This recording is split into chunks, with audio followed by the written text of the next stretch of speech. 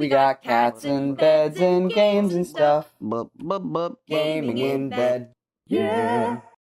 Let's take this moment to say hello, everyone. Welcome to, I think, one of the series I am most excited to play of all that we will probably ever play here on Gaming in Bunk Bed. Hey, don't say that. Don't call it too soon. You never know what other joys await our future. But in the meanwhile, yes, certainly the one. As you can see, What you're Dark Souls 2. Scholar of the First Sin. I have all the DLC, which we will play through. We're going to complete this son of a bitch. Come hell or high calling water. it now. Oh man. Just in case you didn't think we were far too big for our britches, rest assured, Corey's batshit insane. I really am, but in the most gleeful way. In the cutest way possible. Anyway, let's get into this game.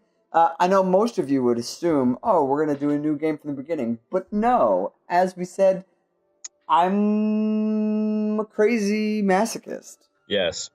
Corey, tell them what that means specifically in the context of this particular playthrough on this channel, which is Gaming in Bunk Bed, in case we did not mention. Here on Gaming in Bunk Bed, we're going to do something a little different for Dark Souls 2. I have beaten Dark Souls 2 twice now. Beaten into a bloody pulp. Yes, thank you. And of course, you got as good as you get. Yeah, exactly. Exactly. Game as good as you got, yeah. So I thought we'd do something interesting. Ben has played Dark Souls 1, including its DLC. Yes. But, he's a busy man doing busy man things. And so I was like, hey, I want you to play this game. Why don't I show you the game on the channel? But let's spice things up. So we're going to continue from my player character. Sadly, we won't be able to create a new one. We have my current one. But what we're going to do is he's going to be seeing the game for the first time, as many of you will, and I will be seeing New Game Plus for the first time. Because what you can do in the Dark Souls games is start over, but keep almost all of your items, all your weapons and armor and whatnot. But the enemies get stronger, they get more health, there's new enemies, and there's new enemies in new places, and it's just, the New Game Plus concept is one it's pretty common in, well, I don't know, pretty common, but it's fairly common in a number of, like, RPGs and adventure games and that kind of thing. But you were saying, Corey, about how this one in particular, the new game elements they're more than just, everything's tougher and I have the same, pile of crap that I had last time. There's, like, actually significant or at least very appreciable differences in the experience, and it's like apparently so. Okay. I thought that only worked for New Game Plus 2, but actually it also works for New Game Plus, which I will yell and freak out about as we go on. But let's jump in. Yeah, that's a hope. So here's my original playthrough, Catherine. That's funny. There are only 10 levels different, and yet, as you can see, I've improved because it took me about 40 minutes less on my more recent playthrough. Yes. So that's funny. But, spoiler alert, looks like the final save in the game is someplace called Majula. Yes. Well, we're about to transport to Majula because it is from Majula that one must begin New Game Plus. All right, do it. Just make it happen. Let's do it. We're jumping right now. All right. Oh, man, online we're mode. playing online, by the way, so I could get invaded. I all sorts of shit could happen. Yes. Ben and I, as always, are playing via Skype. Ben is in Oregon. I'm just going to face down at this bonfire so we don't spoil too much of Majula. Mm-hmm. Should I cover my eyes? Is that what you're saying? You don't have to cover your eyes, but I will say this, right? So we can begin the journey to Drang Lake. When I say yes, it's going to load, and what's going to happen afterwards is right where the opening cinematic ended, is where New Game Plus begins. So they don't show. That's why we put in a churning pit of skulls and spirits and smoke and darkness.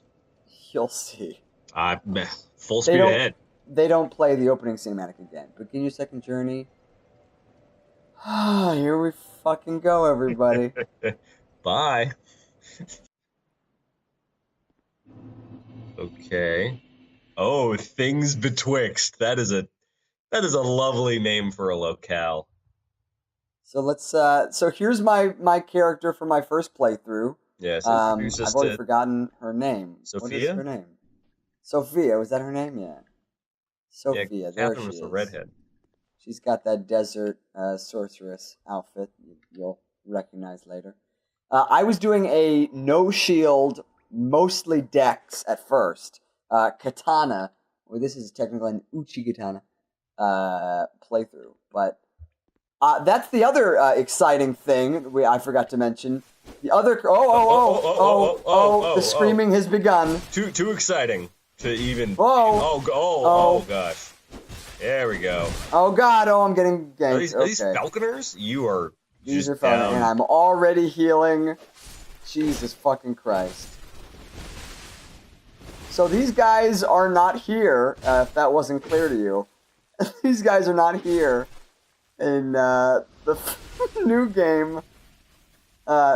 This is nice, just a tranquil, empty area that you could explore, and instead I got jumped. So there you go. I've already used Sylvester's flask. It's okay. What I was trying to say, plus, ladies and gentlemen, as it should be. What I was trying to say before I was rudely interrupted was that the other extreme challenge that I've set for myself for this playthrough of New Game Plus is I'm going to try and beat every single boss in this game using the boss weapons I have forged from their own souls. Yep. In the ultimate fuck you. Which, to those who are familiar with the run of the game, sort of will understand that, like, well, I suppose to put it the other way around, those who aren't familiar with the game will think, oh, it sounds really cool, stick it to the boss. Boss weapons, at least based on my experience in the first Dark Souls game, not the sexiest ways to go about fighting almost anybody in comparison. They're not that great. They're not that. They ought to be. You'd think that, these are some of the hardest creatures and beings that I'll cross paths with in the entire experience. Surely a weapon made from their soul is going to be impressive to some extent, but sadly, no. But no. There's a couple secrets. Like a rusted coin. That's one of them. There's another secret. There's two of them actually over here. Are those spirits? Are those monsters? What's the little creepy guy in the... These are little creepy monster guys. If you leave them alone, they leave you alone, and so I'm not going to fight them. That's okay. Yeah. Yeah. It's not true for most of anything in this game, but it's true for them. It's interesting to have characters like that in the very beginning. It's usually the kind of thing that this is new. I know who you guys are. You guys are fucking easy. So you say that, and I hope it's true. You know what's interesting? I bet those guys, so they were pretty easy just now. Those were like dark spirit versions of an enemy later in the game. Uh-huh. But I think the point of them was to make me accidentally aggro these little dudes. Oh, I was wondering that exact same thing. I'm sure everyone was about to tear my shit apart. Yeah, for those of you who aren't familiar with the generally devious nature of the Dark Souls franchise in general, it's out to get you at just every turn possible. There's no moment where it's like, I'm at peace. The very foundations of this game experience aren't trying to, tear the ground away from me. Here I am under a lovely waterfall, getting some silky and smooth stones. Is that useful? It is actually. There's another, like in Dark Souls 1, there's a bird. There's a pair of birds in this one that you can trade shit for. Okay, so that sounds cool. I'll be trading some shit. I'm about to make an attempt to rocket some observational knowledge. I hope you'll permit me this moment. Based on the sort of green glowing icon line, am I to assume that you have some kind of stamina enhancement? Yes, let's show off my wares a little bit. Got a plus 10. Are you in a good safe place to do that? Sorry to jump. Yeah. Okay. Yeah, we are. Uchigatana. Got a priest chime because I use some spells because we'll get to that later. Got my outfit. I do have the King's Crown. For those of you who understand Dark Souls 2 stuff, I have Vendrick's Blessing during this entire playthrough. So that's fun.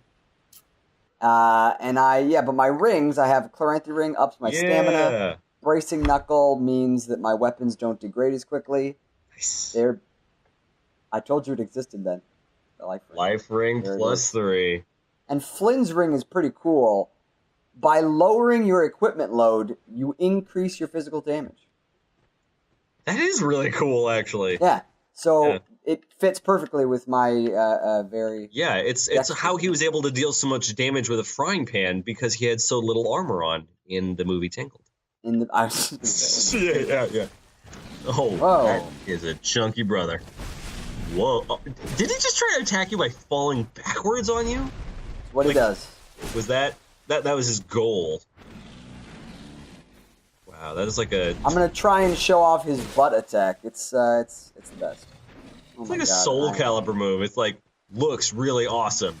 Utterly impractical under normal circumstances. Can I get him to... No. I should really just fight him without trying to show off his moveset. Yeah, show off your moveset. You're the one who's at risk of death. Can you get between his legs? That's the real question. Here, look. And he literally just tries to sit on you. Wow, that is... And he's gone. He's like a giant, chunky Rhino Voldo. I could be projecting. I could be projecting my own Voldo love. What's a stone ring do? I don't know, man. Let's find out. Yeah, I have all the stone gun. Oh, I love it. Additional reduction. Oh, yeah. So your attacks reduce enemies' poise, so you might be able to stun them. Does this game have those serpent warriors like the last one did?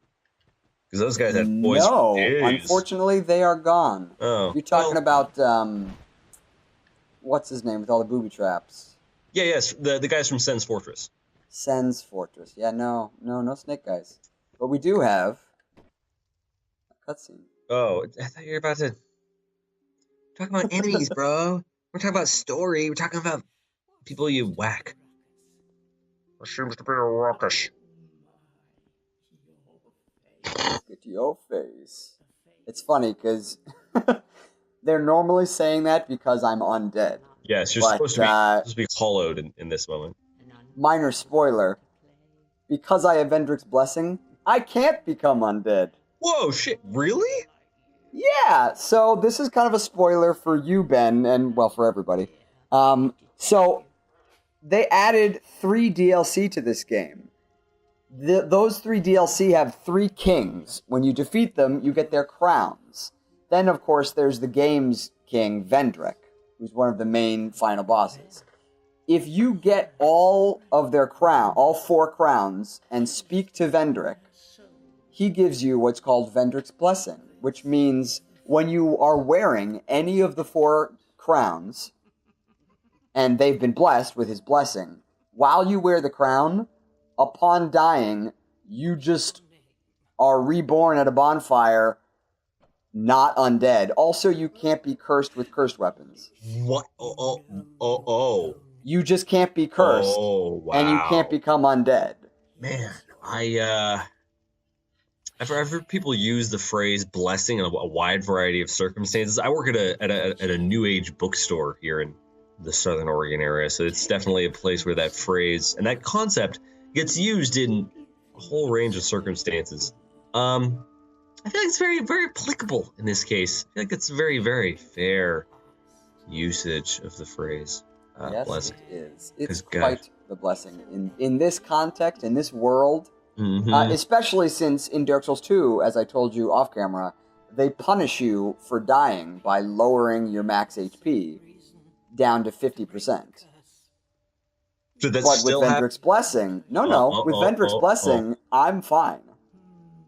Which, because I'm not on undead. One hand, and that's the thing, too, for those who aren't as familiar with Dark Souls, it sounds like that's sort of unfair. It sounds like, oh man, he's got all these cool extra abilities. No. The game is inherently unfair, and any inch of ground you can claim back from that imbalance is well deserved. Trust me. Yeah, we're not talking about modding or hacking or fucking changing the save files or anything. This is all in game. It's all lore, and it's barely going to make up for all of the bullshit that I will have to endure. Here's all these cool qualities he has, from beating the game and going through all these bosses and such.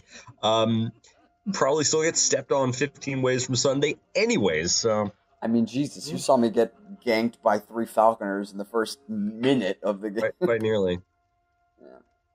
Yeah. By the way, since Ben, you've never seen that cutscene before. That cutscene is all of these old women who eerily look like the one from the original cutscene, saying, welcome, you're going to die over and over again and there's nothing you can do. It's all very meta.